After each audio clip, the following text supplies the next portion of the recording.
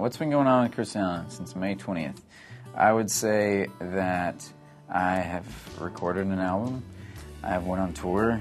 I went through the craziest time of my life in the past 4 months or so, 4 or 5 months, I don't even know. Time is of no essence anymore. I have no idea. And yeah, so now I'm just kind of ready to, go on tour and do everything else. I would probably say my favorite memory from the MyIdol tour would be when we played in Little Rock in my hometown.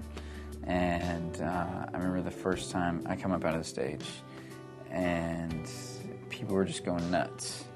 And it was, I don't know, it was just a cool feeling, and they and people would cheer at other towns as well, but they cheered for way longer there. And it was just a cool feeling to know that the whole place was just like there for you. It was nice.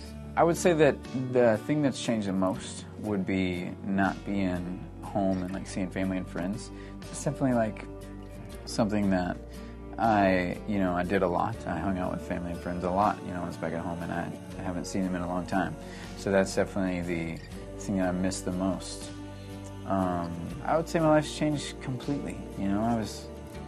I never imagined that in 1 year I could be coming out with an album and like winning the biggest show in the world, and hopefully being successful in the thing that I really wanted to do since I was 13. And so it feels really cool to know that that I'm able to do what I really love and just have a good time with it. Yeah. The reason that I chose Bright Lights is because I actually wanted to do it on the show, and it just, for some reason, it didn't work out. It was one that I wanted to do on the show, not during any certain week. I just kind of generally, when the show started, I wanted to do that one, and it just didn't work out with themes and stuff. So I was like, what better way to do it than tour? It's a cool song. And we felt like we needed to replace No Boundaries with something that was a little bit more upbeat and that could get the crowd involved maybe a little bit more. And so we put all these things that I've done in there, which is it's a good crowd pleaser. It gets people singing, and it's a good song. I would say for the most part I like performing with an instrument. I'm performing live, but sometimes it is kind of cool to like sit it down and really get into a song like vocally, and so I would say it probably depends on the song. I would say this bracelet is actually stands for Invisible Children, which is an organization that stands for like soldier kids in Africa that are made to be soldiers. So yeah, and they're trying to get them out of the army and stuff like that in Africa. So I always keep that one on. And this was actually just a fan bracelet that hasn't broken yet.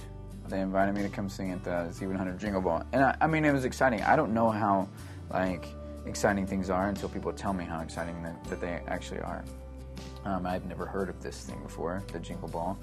I'm from Arkansas, so I've never heard of the Z100 Jingle Ball. So, but then I saw the people that were playing at the Z100 Jingle Ball, like John Mayer, The Fray.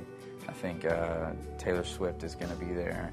Like, this is a big deal. Jordan Sparks is going to be there as well. So, it kind of feels cool to be, part of something that's a big deal like that.